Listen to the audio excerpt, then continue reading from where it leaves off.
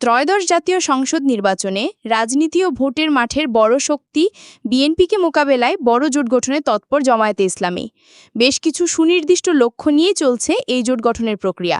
অন্তত ২০টি দলের সমন্বয়ে জোটটি গড়ার জন্য দলগুলোর সঙ্গে কথা হচ্ছে বলে জানিয়েছেন জামায়াতের শীর্ষ পর্যায়ে এক নেতা। এদিকে সংখ্যানুপাতিক পদ্ধতিতে পিআরএ নির্বাচন ও জুলাই জাতীয় সনদের আইনি ভিত্তি দেয়া দাবি দুইটি জামায়াত ও এনসিপিকে কাছাকাছি নিয়ে এসেছে। ফলে দুই দলই রাজনৈতিক কৌশল হিসেবে এখন একসঙ্গে পথ চলার সম্ভাবনা খতিয়ে দেখার বিষয়টিতে জোর দিচ্ছে। জানা গেছে, জামায়াতের নেতৃত্বে মাঠে আসতে যাওয়া এ জোট বিএনপির ভোটের দাবি মোকাবেলা করে রাজনীতি করবে। জাতীয় নির্বাচনে জামায়াত ও এনসিপি সুবিধাজনক ফল প্রত্যাশা করছে উল্লেখ করে প্রতিবেদনটিতে বলা হয়েছে, এজন্য অন্তত ১ বছর সময় দরকার তাদের। ফলে বিভিন্ন ইস্যু দিয়ে নির্বাচনের জন্য আরও ১ বছর সময় পেতে চায় দল দুইটি।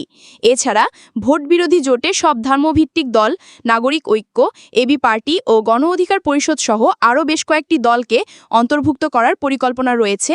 আগামী ফেব্রুয়ারির প্রথমার্ধে নির্বাচন হতে পারে, বিষয়টিও বিবেচনায় রাখা হয়েছে জোট গঠনের আলাপ আলোচনায়। তাই ডিসেম্বরের শুরুতে ভোটের তফসিল দিলে তার আগেই জোটের আত্মপ্রকাশ ঘটতে পারে।